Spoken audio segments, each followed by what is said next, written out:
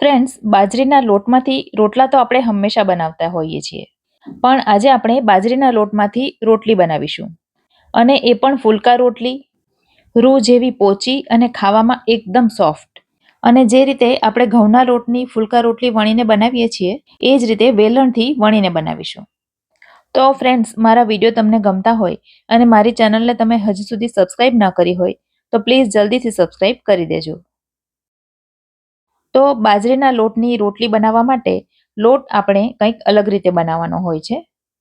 તો સૌથી પહેલાં મેં એક વાસણમાં એક વાડકી ભરીને પાણી લઈ લીધું છે.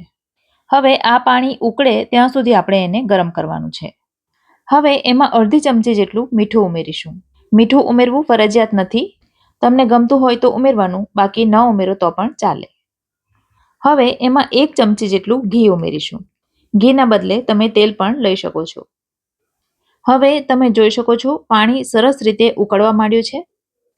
તો હવે ગેસની ફ્લેમ એકદમ ધીમી કરી દેવાની અને જે વાડકીથી આપણે પાણી માપ્યું હતું એ જ વાડકી ભરીને એક વાડકી બાજરીનો લોટ લઈશું અને બધો લોટ પાણીમાં ઉમેરી દઈશું.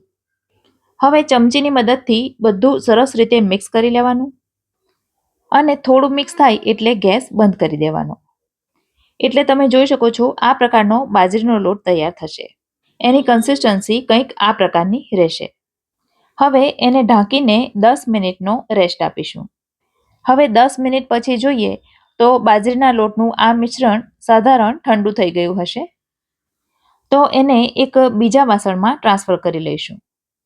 હવે હથેળીમાં થોડું ઘી અથવા તેલ લઈ લેવાનું અને આ લોટને સરસ રીતે મસળવાનો છે.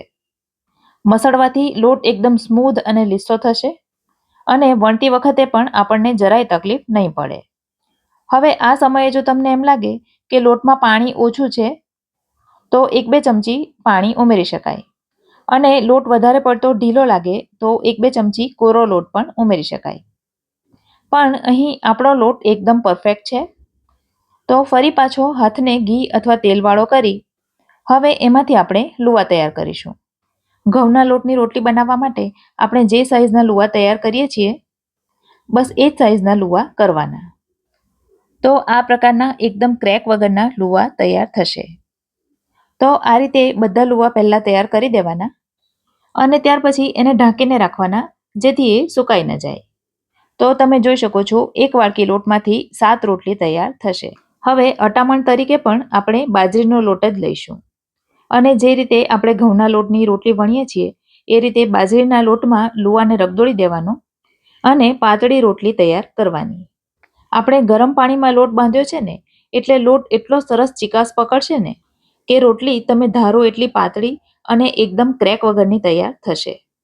જરૂર લાગે તો બીજું અટામણ લેવાનું. તો તમે જોઈ શકો છો એમ આ પ્રકારની પાતળી રોટલી વણીને તૈયાર કરી લીધી છે.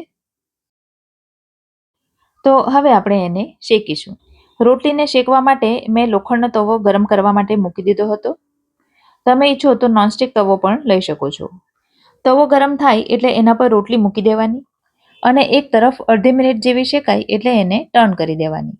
જેવી તમે એની સાઈડ ચેન્જ કરશો એટલે રોટલી સરસ ફૂલવા માંડશે. તો એને બીજી તરફ પણ સરસ રીતે 1-2 મિનિટ સુધી શેકાવા દેવાની અને એની સાઈડ ફેરવતા જઈ બંને તરફ સરસ રીતે શેકી લેવાની. કારણ કે તમે જાણતા જ હશો એમ બાજરીની રોટલી કાચી રહી જાય તો પચવામાં ભારે પડે છે. તો તમે જોઈ શકો છો એમ ખૂબ જ સરસ રોટલી તૈયાર થઈ ગઈ છે અને તમે જો ઈચ્છો તો એને ઘઉંના લોટની રોટલીની જેમ ગેસ ઉપર પણ સરસ રીતે ફૂલવી શકાય છે. તો આ રીતે એકદમ પાતળી પાતળી ખૂબ જ સરસ રોટલી બનીને તૈયાર થાય છે જેને દાંત વગરના વૃદ્ધો અને બાળકો પણ ખૂબ જ સરળતાથી ખાઈ શકે છે. હવે જે રીતે રોટલા ઉપર આપણે ઘી લગાવીએ છીએ એ જ રીતે રોટલી પર પણ ઘી લગાવી દેવાનું.